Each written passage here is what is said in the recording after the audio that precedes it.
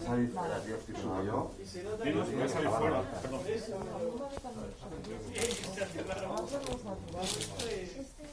Los animales de nuestro entorno y animales salvajes.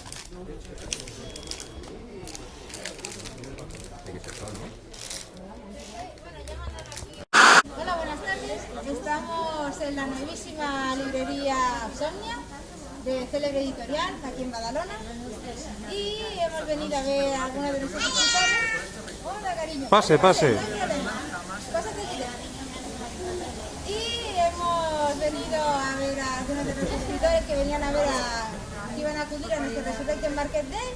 Y uno de ellos se ha cancelado. desgraciadamente se ha cancelado por causa del coronavirus, pero bueno, tenemos aquí a uno de los escritores que iban a acudir, José Rodríguez Ferrer, autor de haikus, cuentos, y me han dicho que se está cociendo una novela. Exacto. Hay una novela que está ya en proceso editorial, saldrá el año que viene, primer trimestre. Si el coronavirus nos deja, porque claro, sacar una novela que no se pueda ni presentar porque no fuera en su casa tampoco, pero a puntito está, a puntito. Cuéntanos algo. A ver, es una novela de fantasmas. Muy apropiada, ¿no? Muy apropiada para el Resurrection Day, ¿no? Es la historia de amor entre un chico de Ciudad Bella y un fantasma del cementerio de Poblenou. Entonces se tratará de un poco poner una cosa que no se ha hecho nunca en literatura catalana, porque es en catalán la novela, que es una historia de amor desenfadada, LGTBI, que, bueno, sin complejos y sin estar pensando todo el día en el que dirán o en que viene la policía, porque se hace mucha novela histórica, o en el ay que no me acepto, sino No que la gente vea está ambientada en la actualidad. En la actualidad y que sea una cosa desenfadada y propia del día de hoy. Ahora también. Pues bueno, estoy muy contento porque es la primera vez que he recibido un premio, esta vez desde la Asociación de Haiku Argentina, y es la primera vez que recibo un premio en castellano y además en otro país, con lo cual, pues bueno, estoy muy contento de haber recibido un premio internacional. Sí, porque tú normalmente escribes en catalán. Sí, es la lengua principal en la que escribo. También hago haiku en castellano y hago un cuento en castellano, pero principalmente escribo en catalán.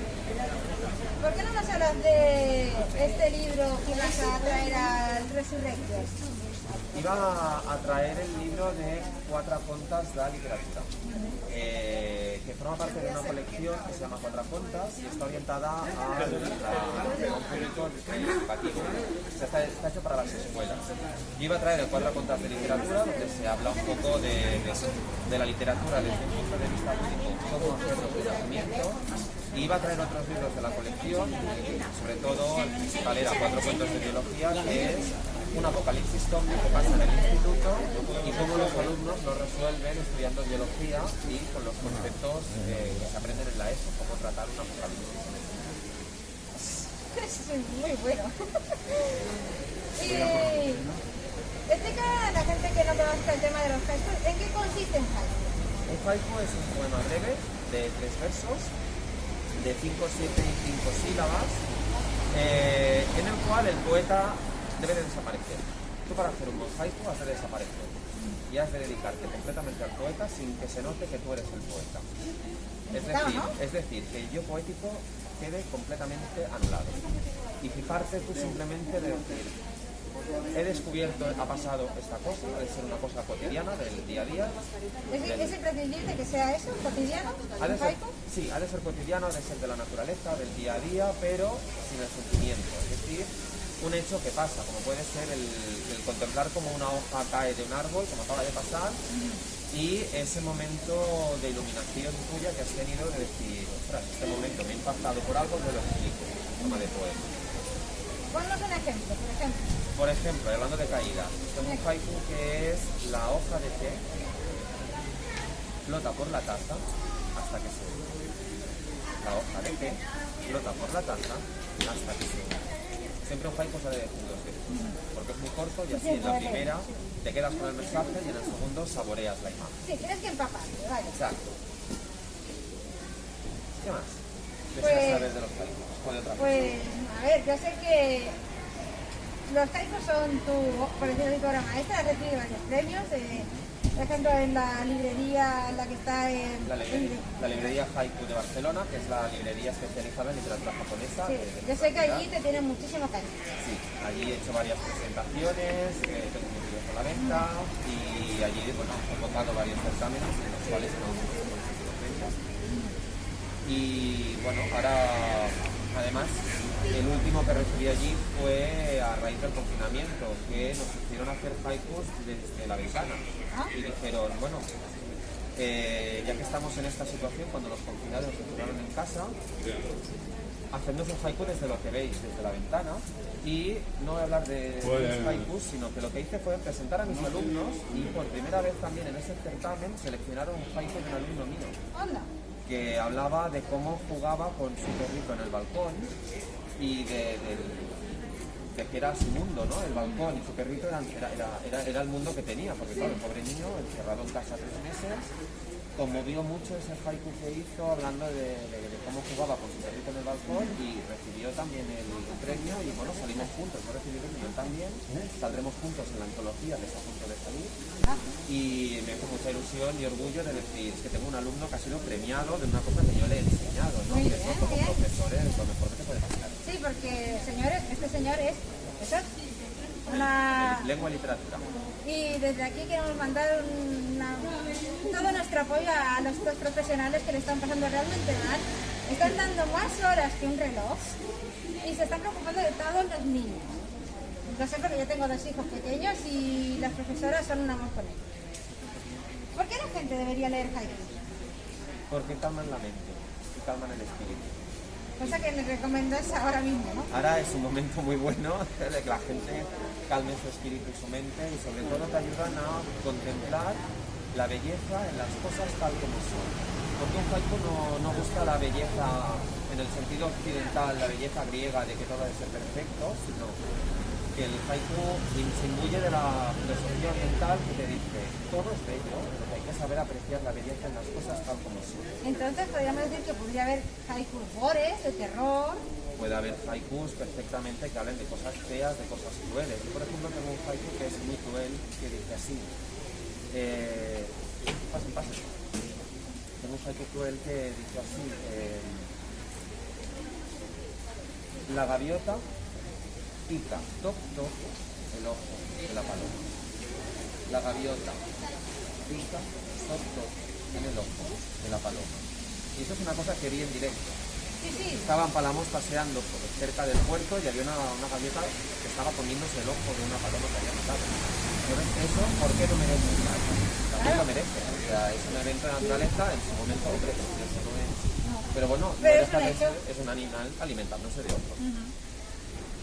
Pues muchísimas gracias, Josep, y espero que tus libros sean todo un éxito, aunque no podamos Muchas contar gracias. con ellos en nuestro festival porque se ha anulado. Pero Bueno, y esperemos que habrá en el otras próximo ocasiones. Sí, otras ocasiones. tranquilo que montar algo montaremos y tú serás el primer invitado. Exacto. Pues muchas gracias, Mar, por todo. A ti. Pues con nosotros, Josep Rodríguez Ferrer, autor de haikus, cuentos y próxima novela. A por ellos. Una novela muy buena, porque Ay, nada, ¿quién es el siguiente? Este señor de aquí, aparte de ser escritor, es nuestro secretario, Julián. por poco tiempo no me pagan bien. No, aquí nadie cobra. Bueno, menos tú. Toma, aquí tienes, la de este mes.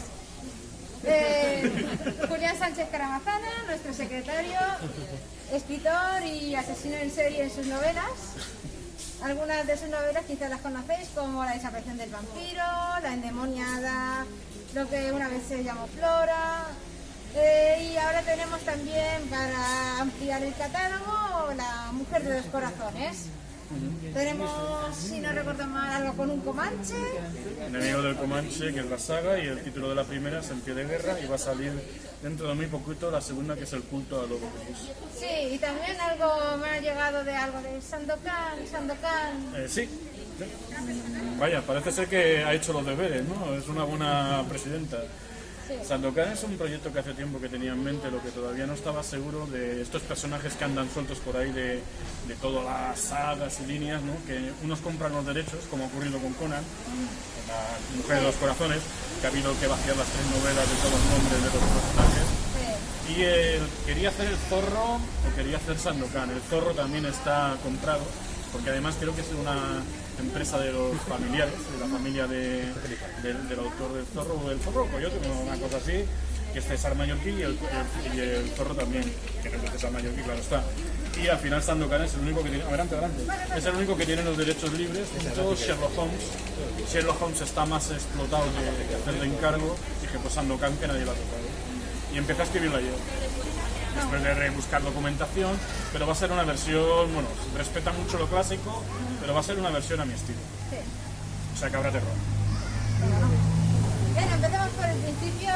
¿Qué nos ibas a traer al Resurrection Market que no hemos podido ver? El Resurrection Market por mi parte era, como siempre, el stand de Damas de Sangre Kuwait Punks, mi stand como editor, y el que es de la colección editorial del trabajo de investigación, el proyecto de investigación creativo, precisamente la desaparición del vampiro, que es la saga que lleva 6 novelas ya editadas y tienen que salir 2 más. ¿Podéis pasar, por favor? Así parece que hay gente. y iba a llevar esos títulos, más toda mi obra. No iba a llevar, por ejemplo, uno de mis autores, porque va a estar también allí, que es Juan Carlos Fernández Fernández, que hoy ha estado firmando aquí ejemplares de ¿Quién es miedo? ¿Quién dijo miedo? Perdón, con acento. Que yo le publiqué Relaciones Fatales y que se la ha publicado Célebre Editorial, la de ¿Quién dijo miedo? ¿Dónde estamos? Que esta es la librería Somnia, un sueño hecho realidad, como podéis ver, de Célebre Editorial, que se ha hecho en 2 semanas o 3. Están al cargo de ella pues desde Eduard hasta Jorge, hasta mi colega Jesús Vera Cristóbal, y el editor, que es Ricardo Pérez Braña, que es el responsable de todo el mejunje de Célebre Editorial. Y llevaré pues también a lo mejor alguna cosa del oeste, alguna cosa de terror, queer, pulp, básicamente eso es lo que iba a llevar al Resurrection Market Day. Sí, porque este señor, aparte de escribir, también hace espectáculos de terror, como Chupitos de Sangre, La cara quemada del diablo. ¿Cómo llevas el terror a los escenarios? El terror se lleva con representación teatral y con lectura dramatizada. Lo que es Chupitos de Sangre nació en el 2014, la antología es posterior, 2017. Se ha ido de gira con la franquicia, con diferentes espectáculos por toda España. El libro salió en el 2017, se presentó en Zaragoza, en la Sala La Bóveda, y es muy fácil. Un chupito de sangre es un microrelato convertido en representación teatral, una pieza teatralizada y lectura dramatizada, que tiene una extensión de entre media línea a 2 líneas. Como antes explicaba, forma parte de una gira de franquicias de espectáculos, y es un horror primario que lo define, muy oscuro, crudo, cruel, primigenio, arcaico, casi ancestral, muy arquetípico a lo lovecraftiano, ¿no? Como es el relato de horror. Y entre la media línea, las 2 líneas se ha de representar. Y uno de ellos, por ejemplo, es este que os contaba, que se basa en un hecho que ocurrió en Nou Barris, en Barcelona, en finales de agosto, y se titula Justicia y Clase. El recién nacido muerto estrangula a su madre y a su abuela con el mismo cordón umbilical con el que antes le han ahorcado. ¿Lo quieres? Está muerto. El suceso ocurrió en Nou Barris. Este es un chupito de sangre, un microrelato basado así. El suceso ocurrió en Nou Barris, en el que una niña de 16 años que parió, entre su abuela y la niña, mataron al recién nacido porque no sabían qué podía hacer con él. Como veis, esto está basado en la realidad y se mezcla con lo sobrenatural. Chupitos de Sangre, como me decía Mar, ha acabado ya su trayectoria, y me preguntaba, en los últimos 4 o 5 años, a raíz de que se ha acabado también la antología de relatos, la venta, la segunda edición, van unos 500 o 600 ejemplares, y de forma absurda y estúpida, la mayoría de locales y espacios en los que se hacen cultura en toda Cataluña están siendo cerrados con una excusa falsa de que son focos de infección, cuando los focos de infección están en otros lados, ¿no? Así que así es como tenemos las cosas en estos momentos. Se ha tenido que aplazar y cancelar porque no se puede representar. Y creo que esto es lo que podríamos decir sobre ese texto. Y nos viene aquí Mar con una criatura preciosa que se llama, me parece, Aram, ¿verdad? Este es el otro becario. Hola. Pues sigue preguntando si quieres. Bueno, pues veamos, hemos hecho un repaso a Chupitos de Sangre, Háblanos de tu gran saga, La desaparición del vampiro. Son 8 novelas, 6 ya publicadas, varias de ellas premiadas porque son fruto de un trabajo de investigación desde hace unos 30 o 35 años en torno a la figura del vampiro, del vampirismo y del tema de la ingesta de sangre, ¿no? De beber sangre humana, combinado con brujería, exorcismo, satanismo, todas estas temáticas, investigando durante todo este tiempo en todo lo que es desde el nacimiento de las culturas humanas, en todos los lugares, en todos los países, en todas las naciones, en todas las, podemos decir, comunidades, como el único ser, el vampiro como tal, y como ser sobrenatural coinciden todos.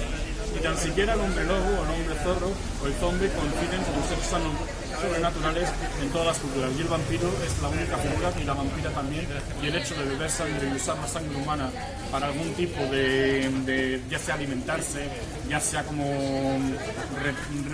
lucha contra algún tipo de represión, surgir de una tumba, volver a la vida, etcétera. Muchas de las opciones que tiene dicha figura, pues yo he estado durante 35 años con lecturas, con análisis, desde grimorios hasta todo lo que son novelas, relatos, visitas a cementerios, estudio de las mitologías, de las religiones, desde el fondo, desde el principio, hasta que se ha convertido en una industria, en una gran industria, y en el hecho en que hoy en día hay gente que, creyéndose vampira tanto en Estados Unidos como en Europa, o en la misma España, que es de Europa también, bebe sangre humana, ¿no? Y está algo más de moda de lo que pueda parecer. Y a partir de ahí surgió esta saga y el concepto Damas de Sangre, y comencé a volcar toda la documentación de esos 30 años en las 6 u 8 novelas, 6 que están publicadas. Se van a adaptar a cómic, hay una adaptación a cómics, se ha tenido que cancelar la adaptación a videojuego, ya explicaré más adelante el porqué. Vamos a cancelar el contrato y se busca otra empresa de videojuego ya para sacar el videojuego de las novelas, y también está propuesta para ser adaptada al cine. Es un tema que va más despacio. Háblanos de qué va cada tomo, para que la gente pueda saber de las 6 novelas. Sí, en la primera novela que nos encontramos. La primera novela es el punto de partida, puedo estar aquí hasta mañana. La primera novela es un punto de partida un poco de la presentación de los personajes. La acción se desarrolla en la actualidad y conoceremos, por ejemplo, a una cazadora de vampiros de una tradición familiar, se llama María Fortuny, que le ocurre algo, y aquello que más odia a lo mejor es en lo que se va a convertir. A partir de aquí comienza un viaje como una especie de reencuentro con la identidad, o de evolución, de progreso hacia esa identidad, en la que comenzarán a surgir nuevos personajes. Un viejo vampiro con un poder inmenso, un tal Saulo, una mujer loba, toda una serie de criaturas y de individuos en en lo que es un world, una fusión del terror, artes marciales, horror, técnicas de cómic, también de cine, ¿no? Que de algún modo crean una historia de unas 120 y pico de páginas que se desarrolla casi todo en Cataluña, en esta primera parte, ¿no? Ambientándolas, desarrollándolas entre enfrentamientos, traiciones, en un mundo en el que vuelco todo ese concepto, toda esa documentación que he ido leyendo, para pasar a la segunda, a la tercera y las siguientes 6 novelas, en las que surgirán personajes como Nashe, que es una vampira samurái, que ha vivido encerrada en cierto, digamos, volcán que hay en Japón, que no voy a decir cuál es, la hija de María, nuevos personajes también, las diferentes razas, en la búsqueda de un personaje central, más allá incluso de Saulo, que se conoce como la Cruz del Diablo, que es la cruz que le regaló el diablo, Satanás, a la primera mujer loba para proteger a su especie. La única especie del diablo en lo que es esta saga es precisamente que es la licantropía o mujeres lobas, ¿no? Y se irá desarrollando durante todo el mundo, en Asia, en todos los países europeos que os podéis imaginar, una búsqueda a contrarreloj de este objeto, y las relaciones entre humanos, seres humanos, vampiros, entre ellos mismos, toda una tradición que se va volcando en los distintos países, los vampiros de diferentes razas y mitologías, y la caza de vampiros como tal, con mucho sarcasmo, con mucha ironía, con mucho horror, muchas artes marciales. Y esto sería un poco por encima lo que es la desaparición de vampiro, pero qué mejor que sepáis lo que es comprándomela, ¿no? El primer volumen tiene una novela, el segundo volumen tiene 2 novelas y el tercero otras 3 más, la cuarta, la quinta y la sexta. Esto es muy por encima de lo que es la desaparición de vampiro, porque explicar 35 años volcados en una saga de novelas es muy difícil. ¿vale? Ya he dicho algunos personajes, están también, he dicho Saulo, pues por ejemplo decía Hong, que es una vampira vietnamita, ¿qué más personajes? Katana Sangrienta, que es Nashe, un personaje que le gusta mucho a Josep, que me ha pedido un spin-off, que no he recordado su nombre, ¿cuál es? Gladys, otra importante que es Howard, una vampira. Sí, por ahí va. Howard también es un personaje bastante importante, Mercedes, una niña de 14 años que tiene una mala leche y es asesina de vampiros, que adora vampiros, y muchos más personajes, María, y bueno, Bea, y más, y Saulo, que es un personaje que se repite demasiado. ¿Ya está? Pues seguimos. ¿Te acuerdas cuando estuve en Vietnam? Sí. Vamos a dejarlo aquí. Juan Carlos, te toca. Gracias. Pues nosotros hemos tenido a Julián Sánchez Caramazana, que nos ha ofrecido el chupito de sangre y después toda la jarra con la desaparición del vampiro. Me quedaba decir una cosa, pero otra. No. Bueno, el último escritor al que vamos a entrevistar esta tarde es Juan Carlos Fernández Fernández, también pertenece a Areapat, es nuestro vocal, y ha venido a Sonia porque ha presentado el último de sus libros, Quien dijo miedo, y estaba en una sesión de firma de libros. ¿Cómo ha ido la tarde, Juan Carlos? Pues bastante bien, ha venido gente, han venido amigos, he firmado algunos, ha venido la presidenta de la asociación a la que pertenezco a entrevistarme y todo, Sí, ¿no? así que bien. ¿No lo he visto? ¿Sí? Explícanos un poco de qué ha ido tu último libro. Pues mi último libro es algo así como la precuela del anterior que escribí, Que se titula... que se titula Relaciones Fatales. Y bueno, es una historia de terror, una historia de miedo, de una señora que bueno, que tiene a su nieto atado con correa, y cuando después de morirse pues decide que lo quiere seguir manteniendo Con la correa. con la correa, Después pero de muerta, ¿no? después de muerta, pero ya de paso también al edificio entero, del bloque entero de vecinos donde viven. Y bueno, más o menos de eso va la historia. Salud. Gracias.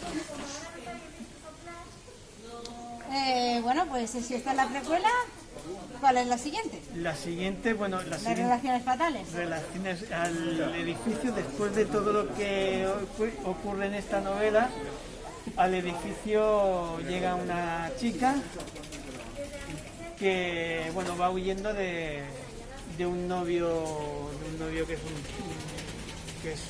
descubre que es un medio mafioso y demás.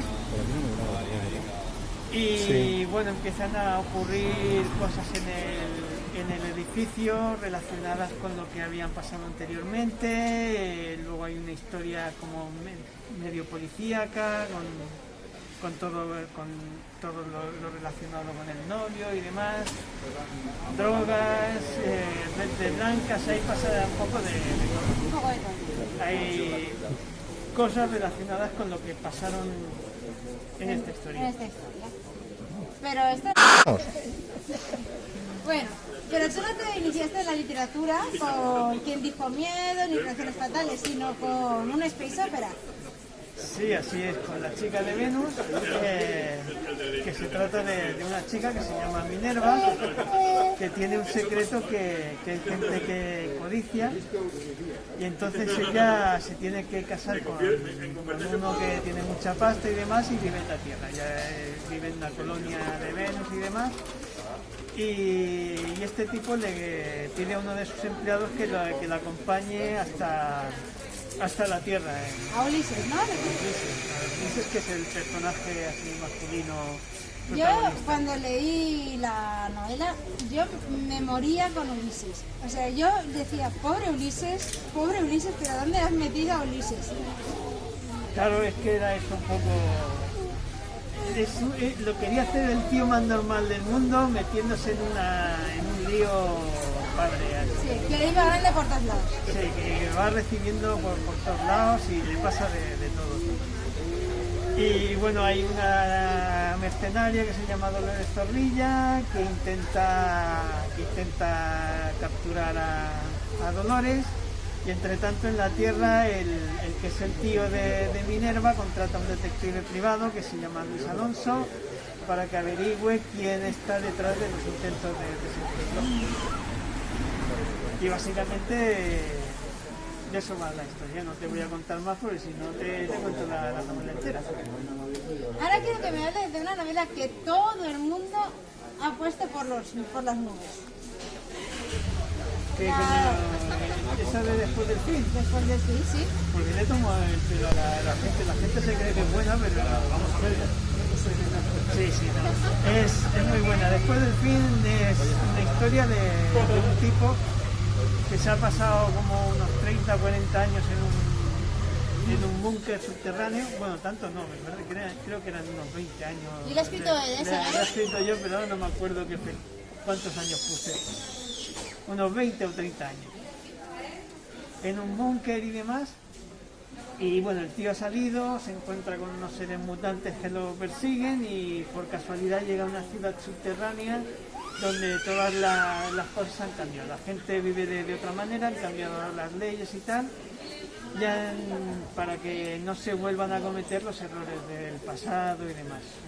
Una ciudad un tanto idílica, pero el hombre que no está acostumbrado a eso y que aparte guarda un secreto que se ha dejado olvidado en el búnker y demás, tiene que volver, y lo acompañan algunos de los habitantes del búnker, lo acompañan allí y demás, bueno, lo acompañan por la ciudad y demás, y hay toda una aventura para llegar hasta el sitio con los mutantes, con la intriga y con Su portadista, cuando lo leyó, dijo, guau, te tengo que hacer la portada. ¿Quién es tu portadista? Mi portadista es Santi Pérez. Se ofreció a hacerme la portada antes de leer el libro porque ya le había gustado el anterior. Eso hay que decirlo. Bueno, esto lo digo yo ahora. La verdad es que el libro que se había leído era ese, de Las chicas de Venus. Yo le había comprado también un cómic muy bueno que tiene, un tomo recopilatorio de horror, que nunca me acuerdo del título entero. Bueno, historias cortas así de terror, se llama Santi Pérez y tiene un estilo muy parecido al de Bernie Wrightson. Y bueno, se ofreció a hacerme una portada de un libro. Este era el último libro que había escrito y se lo pasé a ver qué le parecía. Y bueno, le gustó y se ofreció a hacerme la portada. Y nada, y me ha hecho una portada que es de que enamora. Que enamora. Todo el mundo ¿Y que tienes algo en el horno? En el horno pues tengo... No me digas las sartenes. ¿Eh? Y no me digas las sartenes. No guardo sartenes en el horno. No, bueno, tengo esto, estaba con una historia cuando tengo tiempo, los ratos que tengo tiempo, que no suelen ser muchos últimamente, una historia ambientada en el mismo universo así posapocalíptico de Después del Fin. Bueno, es en el mismo universo, pero no es en el... Sí es en el mismo tiempo, pero no es en el mismo espacio.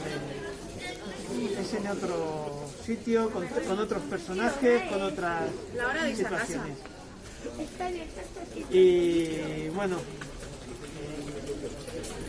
os recomendaros que compráis cualquiera de mis novelas, os van a gustar. Después del Fin os gustará mucho. Esta os va a encantar también. Por cierto, se llama ¿Quién dijo miedo? Y acaba de salir en Célebre Editorial, os la recomiendo. ¿Has estado firmando libros hoy? He estado firmando libros hoy. Y bueno, no sé, ¿quién me quieres preguntar? Si me quieres preguntar alguna cosa más. Pues que los ibas a llevar a Resurrección Marte. Bueno, sí, van a llevar sobre todo mis novelas y material de segunda mano que tengo por casa, cómics y algún libro y demás. Yo últimamente soy como algo así como la mitad o un tercio de Cobay Punch, que es los stands que suele poner Julián Sánchez Caramazana en las ferias del disco y en mercadillos y demás. Y bueno, aquí como íbamos a ir por separado, pues iba a llevar lo que suelo llevar yo. Iba a poner en mis campos mis libros, evidentemente, y material que tengo yo, aparte de los libros, material de segunda mano. Pues muchas gracias, Juan Carlos. De nada, y a ver cuando hacemos